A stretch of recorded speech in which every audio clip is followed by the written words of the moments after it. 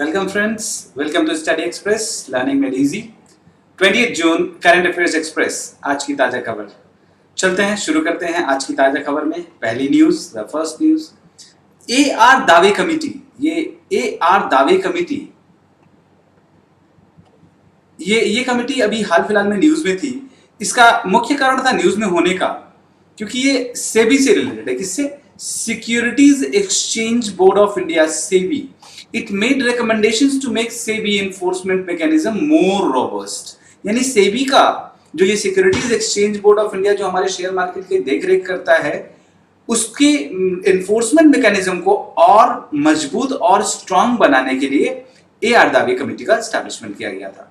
उसने 4 main areas पे काम करना था। कौन कौन सा? Reduce timeline for passing final orders, यानी जब भी उसमें कोई विवाद होता है, कोई फाइनल ऑर्डर आता है, तो उसमें टाइमलाइन थोड़ा सा ज्यादा होना चाहिए। Quantifying एलिज्ड gains while levying penalties, मतलब उसका क्वांटिफिकेशन प्रॉपर तरीके से होना चाहिए। एलिज्ड गेन, जैसे हमने कोई कहा कि ये इलॉजिकल गेन उन्होंने वहां पे जिसको कहा जाए कि मतलब बेईमानी करके उन्होंने वो गेन किया, तो उसका क्वांटिफिकेशन पूरा प्रॉपर होना चाहिए उनके ऊपर पेनाल्टी डालने से पहले। Interplay between SEBI norms and provisions of insolvency and bankruptcy code, क्योंकि ये बैंक्रप्सी कोड अभी नया नया आया, बहुत सारी कंपनीज को क्लेम करेंगी, तो इन दोनों के बीच में, आईबीसी और सेबी के बीच में कुछ एक कॉम्बिनेशन होना चाहिए, कुछ एक इंटरप्ले होना चाहिए। उसको समझने की जरूरत है, उसके ऊपर काम करने की जरूरत है। इंप्रूविंग रिकवरी प्रोसेस, अगर कहीं कुछ लॉसेस होते हैं तो उसका रिकवरी प्रोसेस और फास्ट करना है और एडवांटेजेस करना है in favour of the market. Next news, Khelo India centres. Khelo India centres खोले जा रहे हैं। कितने सेंटर्स खोले जा रहे हैं? 1000 सेंटर्स खोले जा रहे हैं पूरे इंडिया में। कहां पे? डिस्ट्रिक्ट लेवल पर। किस लिए? क्योंकि इनको चैंपियंस क्रिएट करना है, इनको ओलंपियंस क्रिएट करना है। इसके लिए इन्होंने 1000 से ज्यादा KICs यानी खेलो इंडिया सेंटर्स इन्होंने स्टैब्लिश करने की बात की है गवर्नमेंट ने। These centres will either be run by past champion, इसको चलाएगा कौन? आइदर पास्ट चैंपियंस और हैव देम एज कोचेस, या तो खुद इसको चलाएं, या अगर कोई और चला रहा है तो ऐसे पास्ट चैंपियंस को लाएं और उनको कोचेस का वो दें। यानी एक और स्कोप, एक और दायरा स्पोर्ट्स के फील्ड में खुल रहा है due to these KICs. The move is to tap into expertise of past sporting champions for grassroots level training of athletes and to ensure sustained source of income for them in the sports ecosystem. यानी अब ऐसा नहीं है कि आप जब तक आपके अंदर ताकत है आप खेल रहे हो, खेलने के बाद आप रिटायर हो गए तो रिटायरमेंट को आपको प्लान किया जा रहा है कि जो चैंपियंस हैं उनका एक्सपीरियंस मिल सके गांव-गांव तक। जो बच्चे खेलना चाहते हैं, जिनके अंदर पोटेंशियल है, उनको वापस फ्रंट में लाने के लिए ओलंपिक्स में और अच्छे रिस्पॉन्स के लिए किया जा रहा है। Training will be imparted at the Khelo India centres. कहां इनको ट्रेनिंग दी जाएगी? 14 identified sports for excellence in Olympics, ISEO sports जो ग्राउंड्स बने हैं, इस तरह के फैसिलिटीज बनी हैं जो ओलंपिक्स के लिए हम लोग बनाते हैं, वहां पर मेनली 14 आइडेंटिफाइड स्पोर्ट्स पे हम लोग काम करेंगे, जैसे archery, athletics, boxing, badminton, cycling, fencing, hockey, judo, rowing, जहां हम अभी तक गोल्ड ले आ रहे हैं, swimming, shooting, table tennis, weight lifting and wrestling. इन सब फोकस एरिया पे हम लोग को काम करना है, ठीक है। Football and traditional sports have also been included, इनको भी इसमें शामिल किया गया है ताकि आसानी से हम लोग खेलो इंडिया के तहत इस तरह के सेंटर्स पर डेवलप कर सके नए स्पोर्ट्स पर्सन को। अगली न्यूज है रैपिड एंटीजन टेस्ट। बहुत सारे तरह के टेस्ट आए ड्यूरिंग दिस कोविड-19 उनको टेस्ट करने के लिए। उनमें से एक टेस्ट है रैपिड एंटीजन। ये एंटीजन बेस्ड टेस्ट है। ICMR ने इसको अप्रूव कर दिया है, Indian council of medical research ने इसको अप्रूव कर दिया है।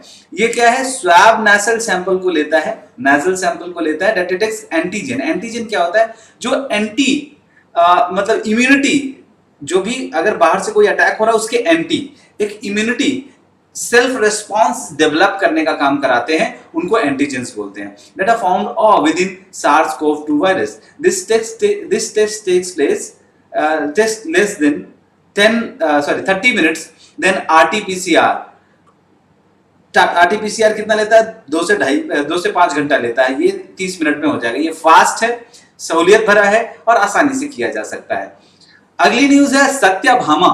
सत्यभामा एक पोर्टल है, यूनियन मिनिस्ट्री ऑफ कोल ने इसको लॉन्च किया। इसका फुल फॉर्म है साइंस एंड टेक्नोलॉजी योजना फॉर आत्मनिर्भर साइंस एंड टेक्नोलॉजी योजना फॉर आत्मनिर्भर भारत इन माइनिंग एडवांसमेंट, यानी SATYAMABHAMA जो है ये यहां से लिया गया है, Atmanirbhar Bharat mining advancement,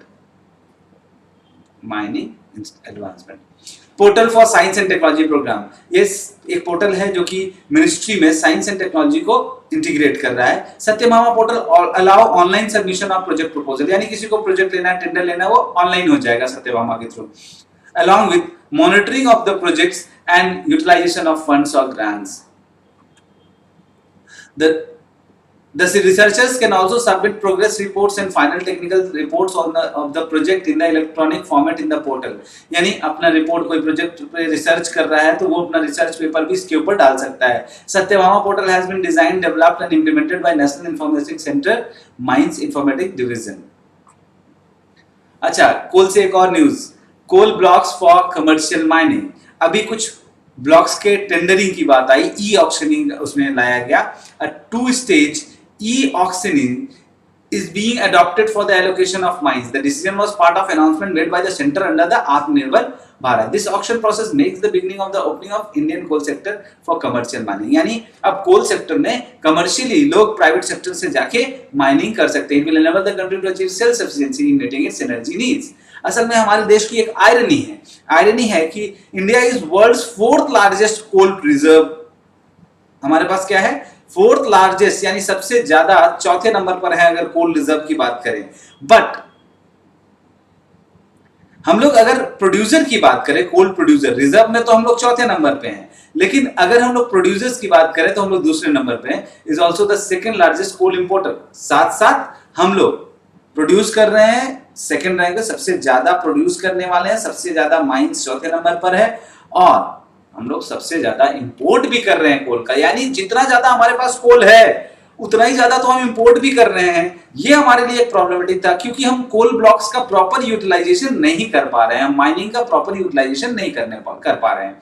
A major step to make India self-reliant in energy sector and boost industrial development. It will boost the industrial development और self-reliant बनाएगा, हमें इंपोर्ट की जरूरत नहीं पड़ेगी। अभी गवर्नमेंट के बहुत सारे स्कीम्स आ रहे हैं जहां गवर्नमेंट का पहला लुकआउट है कि हम लोग इंपोर्ट बिल को कैसे कम करें। इंपोर्ट बिल को जगह जगह से कम किया जा रहा है ताकि हम बाध्य होकर आत्मनिर्भर हो सकें, हम कुछ प्रोडक्शन अपने यहां बढ़ाएं ताकि उसकी खपत यहीं हो सके, हम लोग इंपोर्ट ना करना पड़े।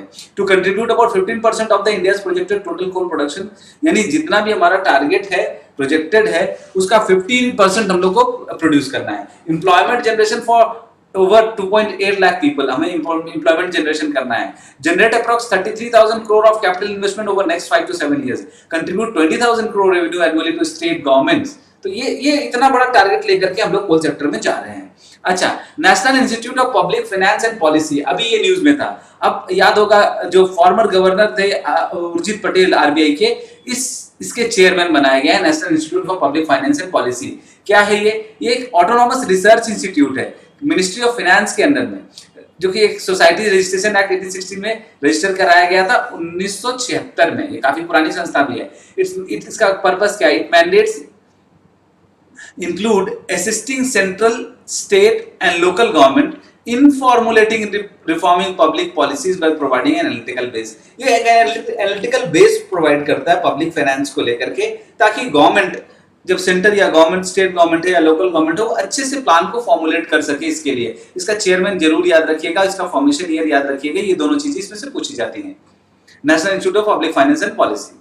अच्छा, एक और news, Eurasian group on combating money laundering and financing of terrorism, जो ईएजी की बात हो रही है।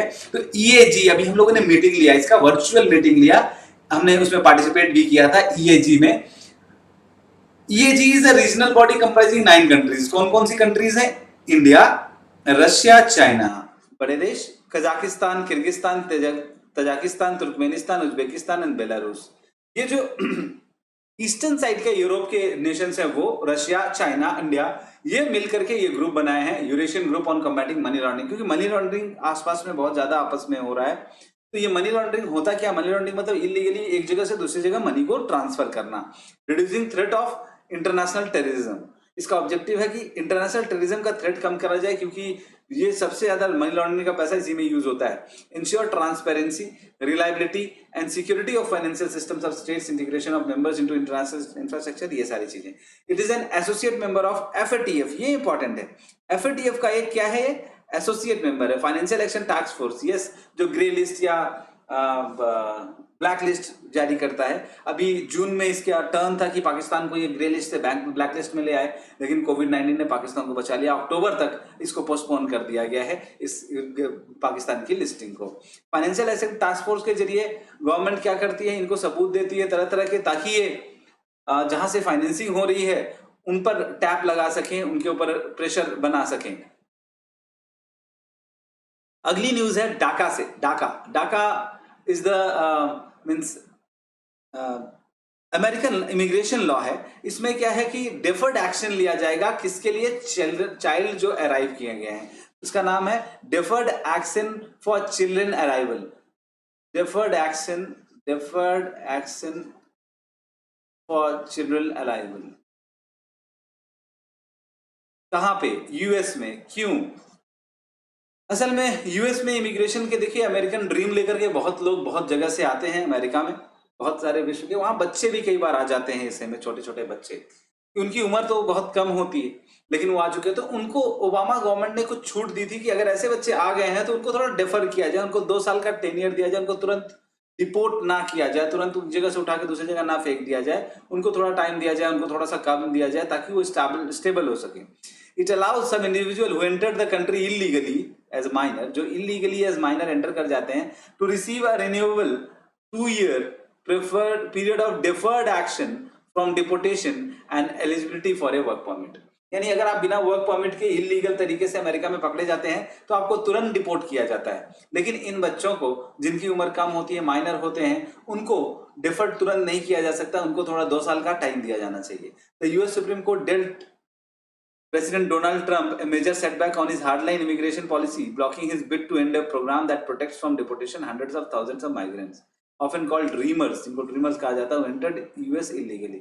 इस तरह के dreamers अमेरिकन ड्रीम लेकर के अमेरिका में एंटर करते रहते हैं। तो डोनाल्ड ट्रंप ने अभी अपनी इमिग्रेशन पॉलिसी को और टाइट करने के चक्कर में इनको रोक दिया था, डाका को भी, लेकिन सुप्रीम कोर्ट ने फटकार लगाई और कहा कि नहीं, इस तरह से आप डाका को मत रोकिए, क्योंकि बहुत सारे इमिग्रेंट को इससे हेल्प मिलता है, बच्चों को बहुत मजबूती मिलती है। सोलर इक्लिप्स, यानी सदी का बहुत बड़ा सोलर इक्लिप्स लगा हुआ था 21 जून 2000 लगेगा, इनफैक्ट 21 जून 2020 को।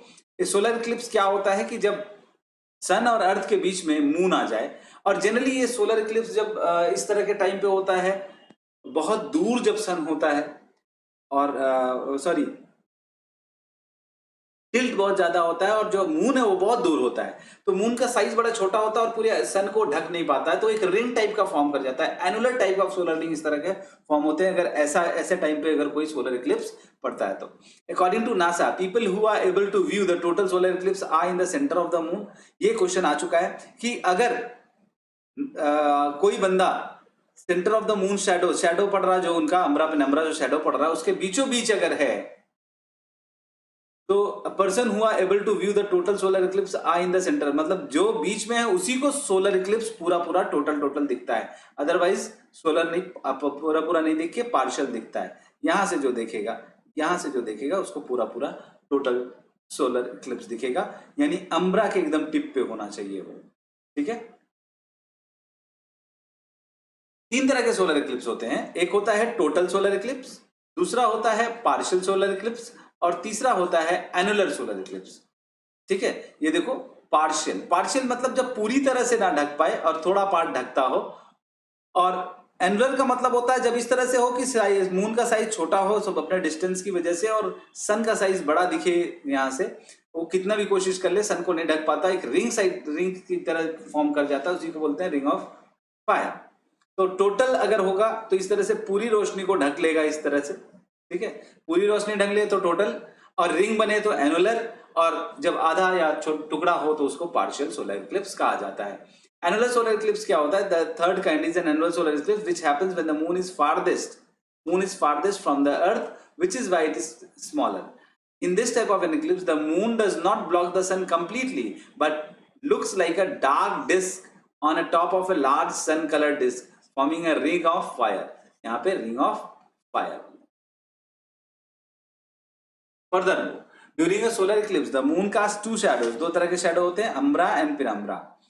One is called umbra, which gets smaller as it reaches the earth. मतलब umbra क्या होता है? umbra का मतलब हुआ कि इस तरह से जब अर्थ की तरफ हम जा रहा है, ये लाइट जा रही है, ये शेडो जा रही है, तो ये नैरोअर हो जाती है. क्या हो जाती है? स्मॉल हो जाती है. और एक तरह का शेडो ये पड़ता है जो अर्थ पे जाते जाते और वाइड हो जाती है और वाइड बन जाती है. इसको हम लोग क्या कहते हैं? Penumbra. The second one is called the penumbra, which gets larger as it reaches the earth. According to NASA, people standing in the umbra sees a total eclipse, and those standing in the penumbra sees a partial strip. ठीक है, अगर जो यहाँ पे रहेगा, umbra region में रहेगा, वो total solar eclipse देखेगा, और penumbra region वाले partial. The summer solstice occurs when one of the Earth's pole has its maximum tilt towards the sun. यानी पोल का टिल्ट जो है 21 जून को देखा जाए तो टिल्ट एकदम से मैक्सिमम रहता है. ये जो मैक्सिमम टिल्ट होता है इसकी वजह से डे का लेंथ बहुत लॉन्ग हो जाता है. It happens twice yearly, once in each hemisphere, in northern hemisphere and southern hemisphere. इसमें क्या होता है कि डे सबसे लेंदी डे मनाया जाता है 21 जून को. इसी तरीके से समर सोलास्टिस जिसको कहते हैं हम लोग. अच्छा, फेविपिराविर न्यूज में था भाई. ये क्यों, क्या है? ये दवाई है. ये दवाई काफी कारगर साबित हो रही है इनिशियल स्टेजेस में कोविड-19 में. और drug controller general of India has approved antiviral drug favipiravir for restricted emergency use. यानी इसका रेस्ट्रिक्शन, यानी आप इस दवाई को खा सकते हैं ड्यूरिंग योर कोविड, लेकिन इसको रेस्ट्रिक्टेड में रखा गया है. दैट मीन्स बिना डॉक्टर के सलाह के आप इसको नहीं खा सकते हैं. इन माइल्ड टू मॉडरेट केसेस, यानी बहुत हल्का फुल्का केस रहे तब इसको खा सकते हैं. It has shown positive results in Japan, China, and was also approved in Russia for COVID-19 treatment. Earlier, remdesivir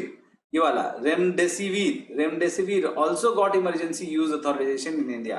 emergency में इन दवाइयों को चलाया जा सकता है. अभी एक कॉमन दवाई जो बहुत फेमस हो रही है जिसको ग्लेनमार्क ने बनाया अभी, फेविफ्लू.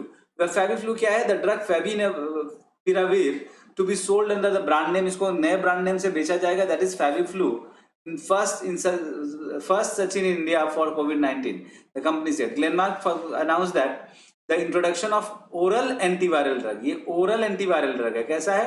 oral है, ये मुंह से गोली की तरह खाया जाता है.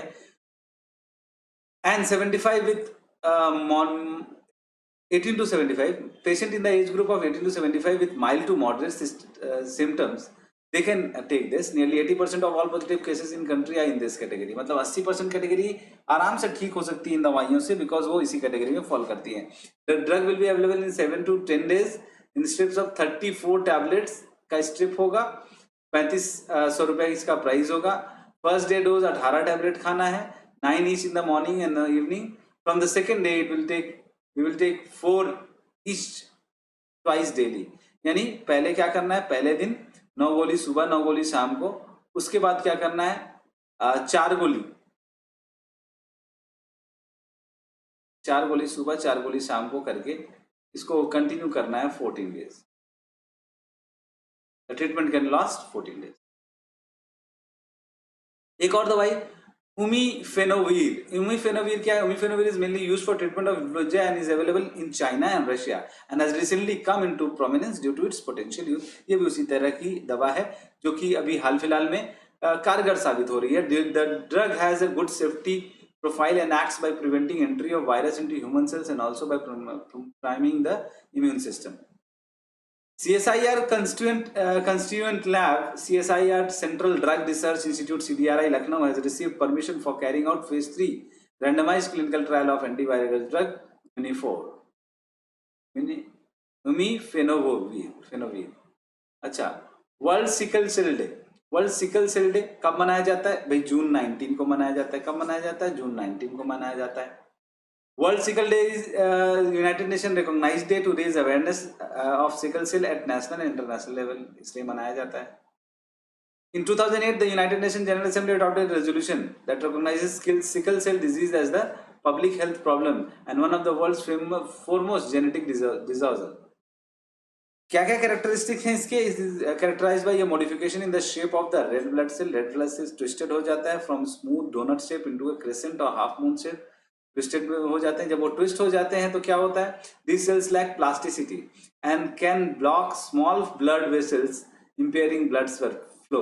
This condition leads to shortened red blood cell survival and subsequent anemia, often called sickle cell anemia. Blood की कमी, एनीमिया. वर्ल्ड रिफ्यूज डे ये कब मनाया जाता है? ये 20 तारीख को मनाया जाता है, world refugee day, to celebrate the stories and contribution of the refugees. Theme क्या है? Every action counts. United Nation high commissioner for refugees, ये देखते हैं इसको. इन 51 UN refugee convention and its 1967 protocol help to protect refugees. Thank you for today, for joining Study Express, learning very easy. देखते रहिए और